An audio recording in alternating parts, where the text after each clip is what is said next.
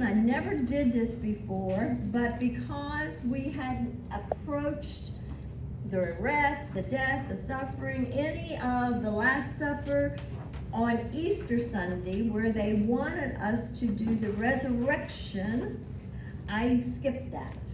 So, today we are on session 9, which is a date behind, or ahead of what we should be. Let me, that's what's confusing me, the way I explain it. I can hear myself, like, what did you say? Okay. What page is it on? Okay, we today are on page 82. Next week, we will be 91. The next week, 100. But then we're going to go back and pick up on page 55, the resurrection. So in other words, if you have the front of your book on page 3, you're going to say, let's see, right now we are on session 9. We're going to do 10. We're going to do 11. Then we're going to do lesson 6. So if you want to write that down, we're going to do 9 today, 10 next week, 11 the following week. Then we're going to go back and pick up session 6, which is April the 9th, and then we're going to finish up exactly in order. The only thing I did, well, it's easy to figure out if you just look the way the scripture goes in order. And that's what we're going to do, go in scripture order. So when we come down to lesson 19, he dies on the cross. It is finished. And so then we're going to go up to John chapter 20, lesson 6, and pick up the resurrection. And then the rest of it is the way he appears after his resurrection or post-resurrection. It's really not complicated. It's just like I said, it's probably how I said it. I'm sorry. So just look at your scripture references, and that's how we're going. Well, I can't put my book away because we're going to do this today. Okay, today we are, you got me, yeah, totally mixed up. On page 82, we are going to start the lesson that's called I Am He. Now, many times I sort of go and I say, oh, I don't really like that lesson title, and I change it or I add to. I love this one because the whole lesson is going to be built around Jesus' statement when he says, I am. Now, your book's going to say, I am He. In your Bibles, you will probably see it written in 18 verse 5, I am He. But that He does not, it's not in the original Greek. Matter of fact, if you look in the original Greek, He is put in parentheses. Now, in some of your Bibles, it's not put in parentheses, but it's capitalized to note. So it's the Greek, when they translated to the Greek, they said, I am He, just so it sounds right. But what really Jesus said, and we're going to look at it, he said, I am. I am. Now, we've been talking about the I am statements, haven't we? As we've gone through the book of John, and we talked about the power that's behind it when Jesus just says, I am. And so we're going to, and that's, so this is why I love the title here. It's beautiful. It's the bulk of the whole lesson when Jesus stands up and says, I am. Because when he does, he is saying, I am divinity, or I am divine. He is saying, I am sovereign. He's saying, I am one with God.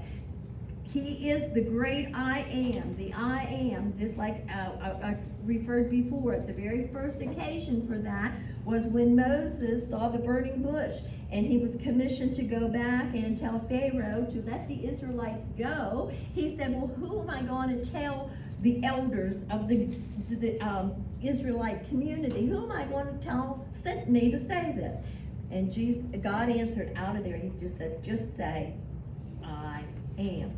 Now, Jesus, when he comes to earth as a human, he uses many times, particularly through the book of John, he just says, I am the truth. I am the way. I am the light. I am the bread. I am the vine.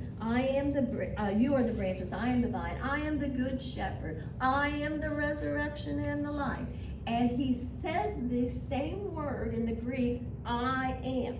We're finding out today's lesson, and it's amazing because when they come to arrest Jesus and they asked, or he asked, Jesus is going to, we're going to find out another side note to this is how Jesus is so in command of this whole situation. And so instead of them interrogating him, he kind of sets the whole thing up. Who are you looking for? And then they reply, well, we're looking for Jesus of Nazareth. And he says, I am. I am. And so it's going to prove through his statements that Jesus is always in control. And this arrest that we're going to talk about today and his every event leading up to his actual death is no exception. Jesus, and I'm going to keep saying this over and over again so that you will not doubt this for 1 minute, that Jesus himself is in complete control of the complete situation. He knows what's going to happen, and he actually controls starting even now. He's going to control this situation. Sometimes this lesson, if you have a Bible and you look at if you have a Bible that gives you subtopics, or you read another book, sometimes this is called Jesus Agonizes in the Garden. And I think you've all remember seeing the painting, don't you, where Jesus is at the rock and he's agonizing in it. So this is called the Jesus Agonizing, or Jesus in the Garden of Gethsemane. Now I want to take a couple minutes in case you haven't explored your book. There's a beautiful map in the back that I'm planning on keeping. I'm going to tear it out of one of my books and keep. And I want you to get familiar with this map because we are going to be talking about events that are listed in this map in the very, very back book of your book. So let's look at it for a few minutes because there's some things that I want to show you on this map. First of all, I'm just going to start out because we're not going to cover everything here because we're not at these particular times. But if you look in purple, up there beside the purple thing, it says Sunday. So it's starting with the Sunday before Jesus's death on Friday. It says Sunday, Jesus, do you see where I'm reading that little purple? Okay.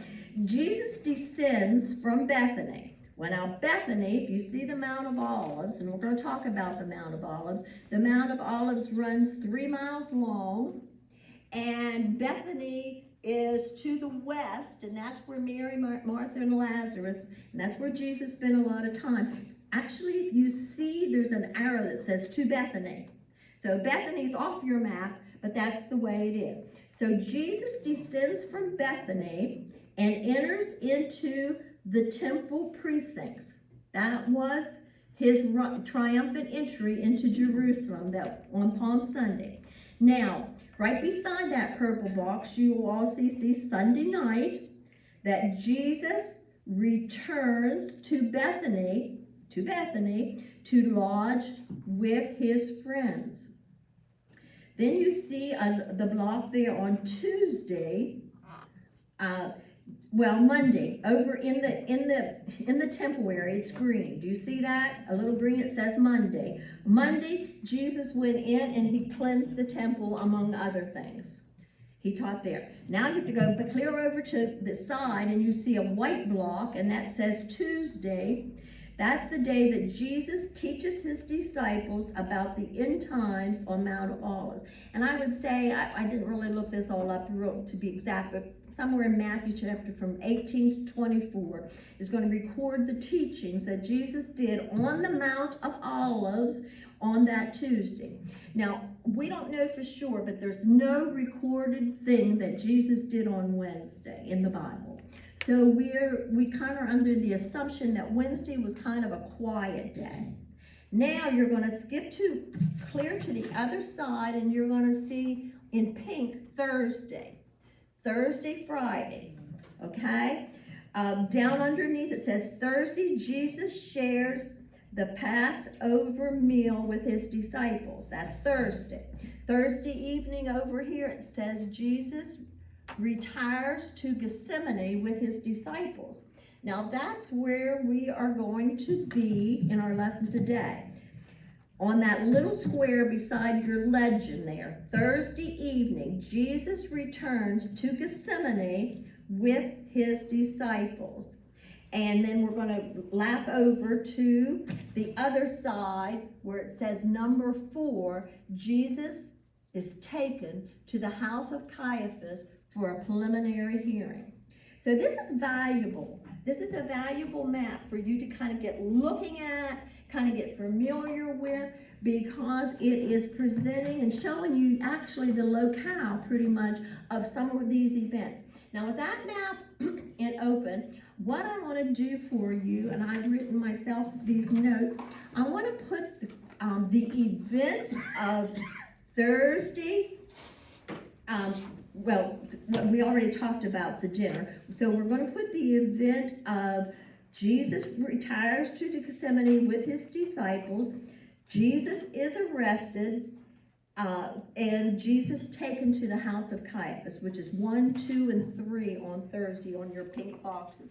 We're going to try to put those in some sort of event order, chronological order. And in order to do that, I have to take the Gospel of Matthew, Mark, Luke, and John and tie them together, because not all events are recorded in each one of them. So I've tried my best to try to do that, to try to explain this to you. The event starts out, let me, for some of you who are interested in this, maybe you're not. Jerusalem sits on a hill. And it sits on a hill of elevation of 2,652 feet, or I'm sorry, 2,575 feet. That's how tall Jerusalem that sits on a hill. Then you've got on your map a Kidron Valley. I'm going to talk about that a little bit. The Kidron Valley runs between the hill that Jerusalem sits on. There's a Kidron Valley, and then there's the Mount of Olives. The Mount of Olives on its highest peak is 2,652 feet. So we're talking almost 100 feet difference here between Jerusalem that sits on a hill and this Mount of Olives and this Kidron Valley. I want to just talk a little bit about this, because the first event, if you see, or one of the events, it says Jesus is going to cross over the Kidron Valley, actually in chapter 18, verse 1, when he had finished praying, Jesus left with his disciples, crossed the Kidron Valley, and on the other side there was an olive grove, and he and his disciples went into it. Now let me tell you a little bit about this Kidron Valley from what information that I could do as of today, whether the dimensions changed somewhat over the years. I would probably guess that's a little bit true, but these are today's. The Kidron Valley is 100 foot deep. So it's a very deep valley there. It's a very deep crevice there. It is 390 feet wide at its widest point, which is wider than a football field. Okay, so you've got this Kidron Valley here, and it's at least 100 foot deep, and it's as wide as what a little bit wider than a football field would be. It's about 3 miles long. The Kidron Valley is about 3 miles long, and it gets its water, of course, during a rainy season, and it's basically dry the rest of the year, because it's just as that stream, as the mountain snows and so forth would melt and come down on the rainy season. This valley is wet then. I don't know, sometimes it's very torrential, sometimes it's just stream, whatever, and that's what's really cut this crevice 100 foot deep between the two mountain ranges there. where the Jerusalem is and where Mount of Olives is. Well, this valley separates Jerusalem from the Mount of Olives. It's named for a grove of olive trees or an oil press because it's known to have the olive trees there on the Mount of Olives.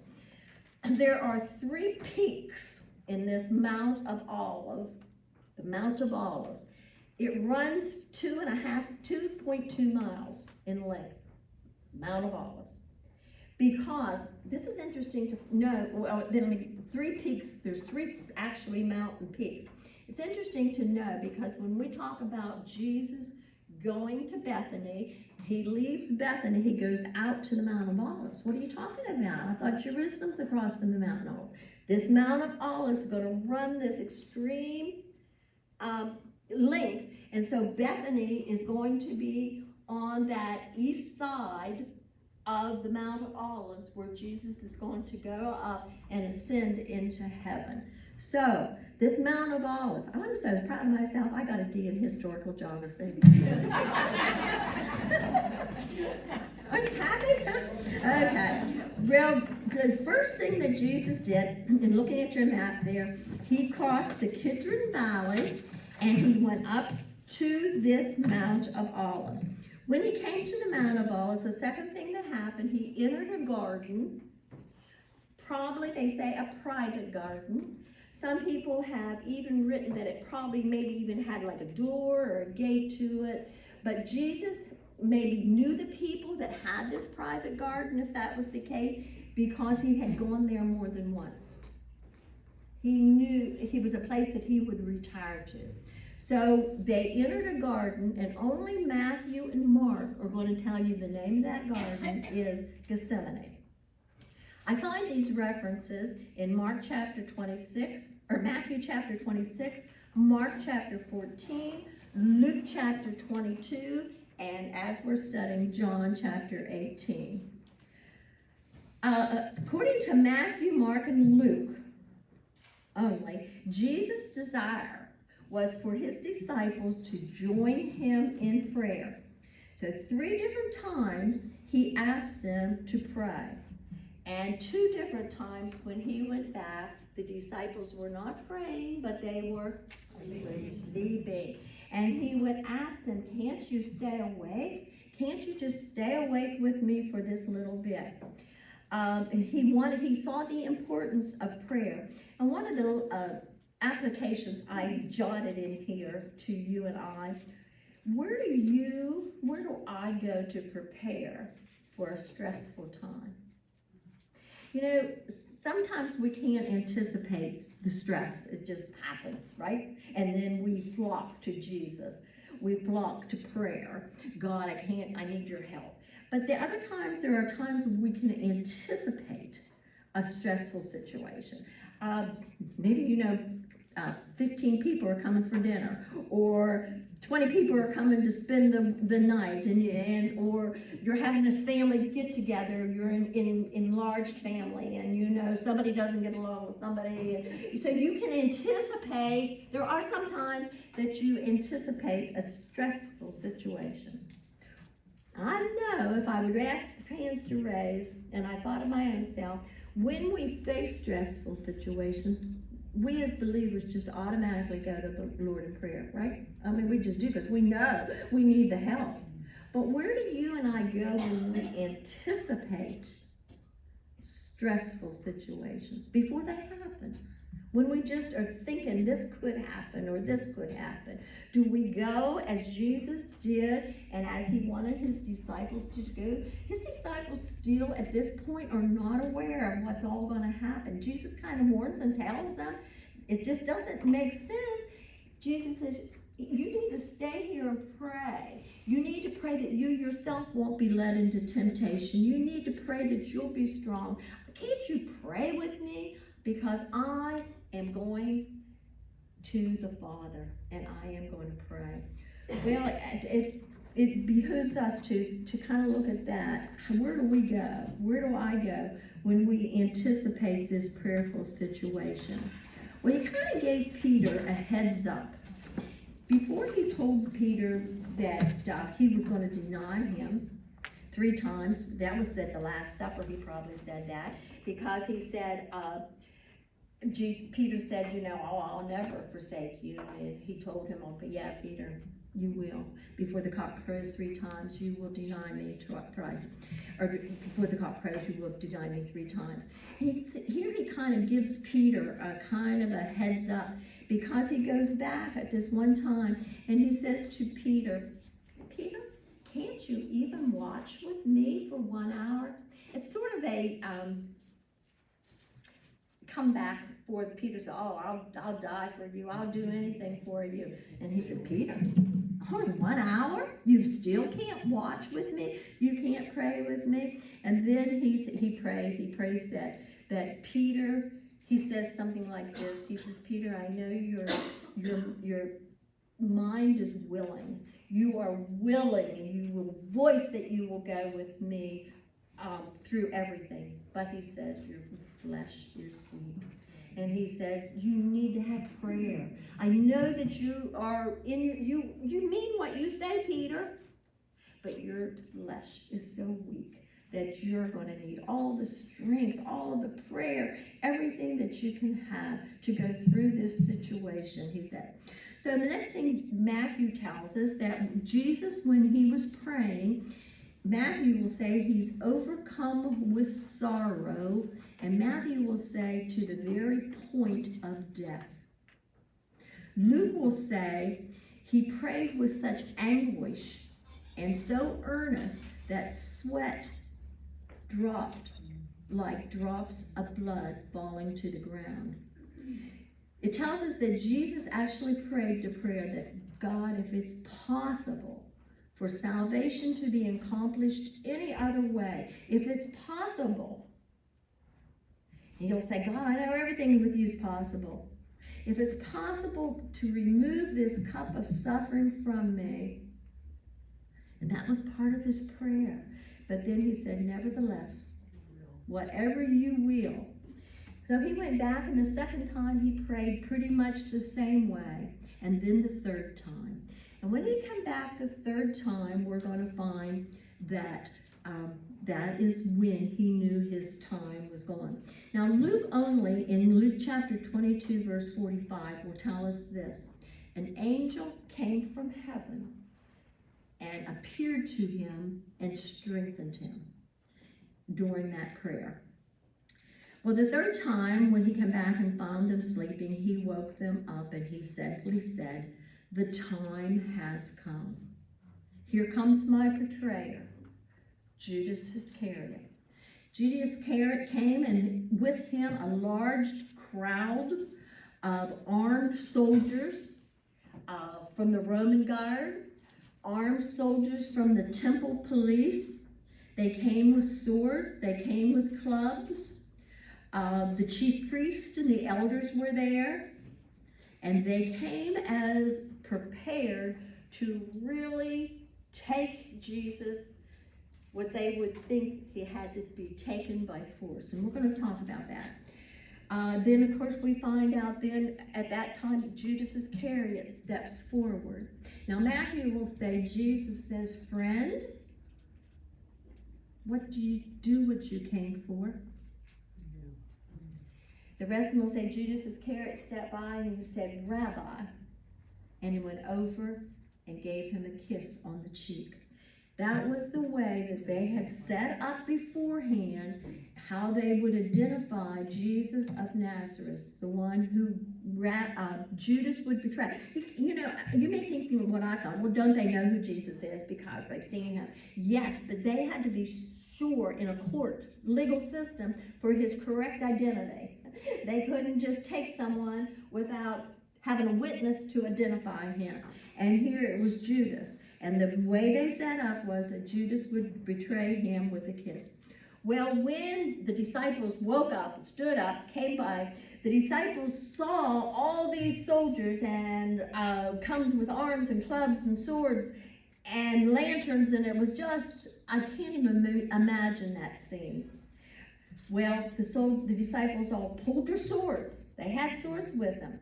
And it tells us and Luke identifies John does too. Luke, they identify the person. It says Peter drew his sword, cut off the servant of the high priest Caiaphas, and his name is only identified in certain of the Gospels, and it's Malchus, Malchus. He was the servant of the high priest, and he cut off, sliced his ear, and Jesus said, no more of this violence. Jesus took control of the situation, and he touched the servant's ear, and Luke tells us, only in Luke chapter 22:51, Jesus said, no more of this. He touched the servant's ear and healed him. Well, the next, trying to identify Jesus or to get the right person, John's going to add, Jesus took command here, and he said, who do you want? And they replied, Jesus of Nazareth. He replied, I am. Saying this, when he said this, the gospel says what happened was they drew back and fell backwards to the ground at the power of I am. And then when they got up again, Jesus repeated the question again. He says, who is it you want? And he said, I am Jesus of Nazareth. Take me and let the others go. Let the disciples go. The book of Matthew tells us, then all the disciples deserted him and fled. And then it continues to tell us, then they arrested Jesus and they took him to Caiaphas, the high priest, where the elders, the priests, and the teachers of the law were all assembled. And there they interrogated Jesus into the wee hours of the night. Now that is the culmination of the events that happened there. But let's go to your verses in John, and we're going to read them all. We will read them responsively. And they start with verse 1, and it's going to go through to verse 11. It's on page 84 of your Bible. Now this is going to be taken now exactly just from John's Gospel. The other events, I tried to combine the different Gospels because a couple of them were picked up by other details were picked up by other writers. So let's start, and I will begin. After Jesus had said these things, he went out with his disciples across the Kidron Valley, where there was a garden, and he and his disciples went into it. Judas, who betrayed him, also knew the place, because Jesus often met there with his disciples. So Judas took a company of soldiers and some officials from the chief priests and the Pharisees, came there with lanterns, torches, and weapons. Now you have to turn the page. Jesus, knowing everything that was about to happen to him, went out and said to them, who is it that you're seeking? Jesus of Nazareth, they answered. I am he. Jesus told them. Judas, who betrayed them, was also standing with them. When Jesus told them, I am he, they stepped back and fell to the ground. Then he asked them again, who is it that you're seeking? Jesus of Nazareth, they said. I told you I am he, Jesus replied. So if you're looking for me, let these men go. This was to fulfill the words he said, I have not lost one that you have given me. Now the last two verses are on page 88. Then Simon Peter, who had a sword, drew it, struck the high priest's servant, and cut off his right ear. The servant's name was Malchus. And at that, Jesus said to Peter, put your sword away. Am I not to drink the cup that the Father has given me? Let's go back real quickly here and kind of sum up a little bit. We have mostly said everything that we need to say by listing those events. But let's just go back and look at some of the brief comments here on the book of John. To begin with, on page 84, this was called a show of force. A show of force was what they're talking here. But it didn't end up to be a show of force. When they came, they were actually expecting violence. They were expecting a mob. They were at least expecting them to run away and hide. This is not going to be easy taking Jesus. And so they came with such a show of force. They came with the military. They came with a company of soldiers, as you'll see on page 85 of your booklet. It's in big letters there, or black letters. A company of soldiers. They came with the chief priests, the officials. They came with everybody that they would be able to take. They came with the swords because they were going to take Jesus, and they figured, well, we're going to have to take him by force because the mob, the people, is going to rebel, and we're going to have this rebellion, and then the Romans are going to come in and stomp us all out. So let's just go prepared. And so they came with this show of force. But actually, we're going to find out that Jesus actually took command of the whole thing. In fact, he led the integration. They were, on page 86, it says positive identification. Well, that's what they needed. Positive identification, but what it showed was Jesus' divine power, Jesus' divine authority. Because, look at the first verse 4. Jesus knowing everything that was about to happen.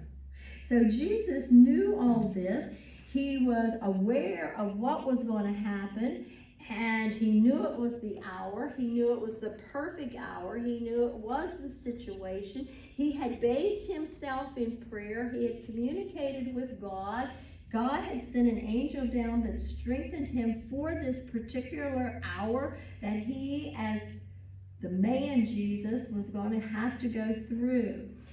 So instead of them coming and lining them all up and doing it a very official way, Jesus just steps out and he says, who is it that you're seeking?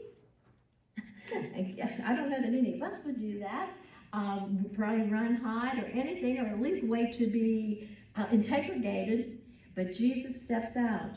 And they answered him in verse 5, Jesus of Nazareth. They answered. And then all Jesus did was say, I am.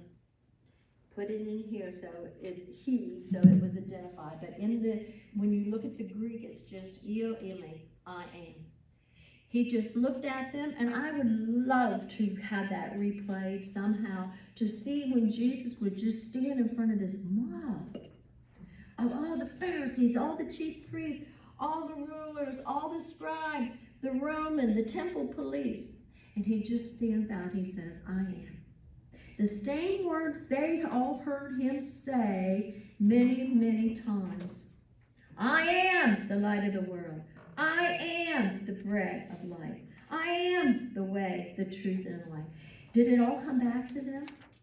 That Jesus was saying, I am? I am. Well, when he told them that, and when he was betrayed, when he said, I am, it says then in verse 6, that they fell back and fell to the ground. The power that Jesus spoke these words, I am. Did he look at them?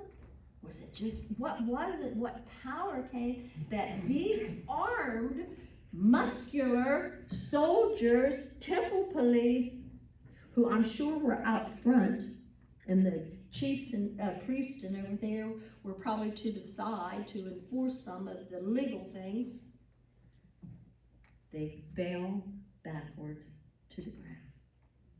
So then they finally got back, and when they got up again, Jesus says, let's get started here again, right? And he said, who is it that you are seeking? In the next verse, there, verse 7. And they said, it is Jesus of Nazareth. So again, Jesus had to take command of him. He says, well, I told you, I'm he. I am he. I can't even imagine that scene. But can you imagine the authority and the power and the divinity that went out as Jesus created this? How they were going to come with swords and lanterns, and they were going to squash this crowd, and they were going to take control, and they were going to find this Jesus of Nazareth. But he ran and hid. We have people that can go and find him. It might take us all night or for hours, but we are going to search him down, and we're going to get him before he leaves this garden. And Jesus takes control of the situation. And they don't even do much speaking, do they? Jesus, tell me again, who is it you're looking for? Well, I can see them say, Jesus of Nazareth. They've just gotten up and fallen backwards, right? And he said, I am he. Then he said, in other Gospels, I am he, so let the other ones go. So the disciples, when they heard that and when they saw this, it says that they picked up their swords and they fled. They took off. They ran. And then our last verse is going to tell us that they actually then arrested Jesus and they took him. It says he struck the high priest, and right here. Okay, in verse 11, it tells us that verse 12.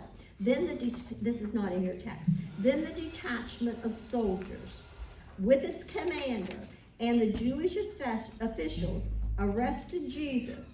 They bound him and they brought him first to Annas, who was the father-in-law of Caiaphas, the high priest that year. So that's where our lesson's going to pick up next week, and we're going to look at the trial and the actual questioning and arrest of Jesus. But at this point, Jesus is now being arrested.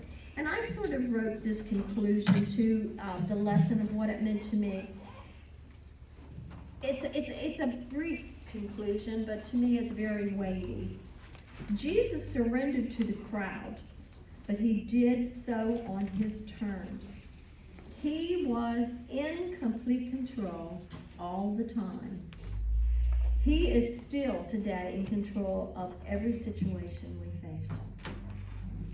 That should help us be able to stand strong, even when we feel that things are out of control, that we can't see a reason why things are happening, or we don't see how things are going to work out. We don't see how anything good may come from it. And maybe you're in that kind of situation today. Maybe you'll find yourself in that situation, not understanding, just like these disciples didn't.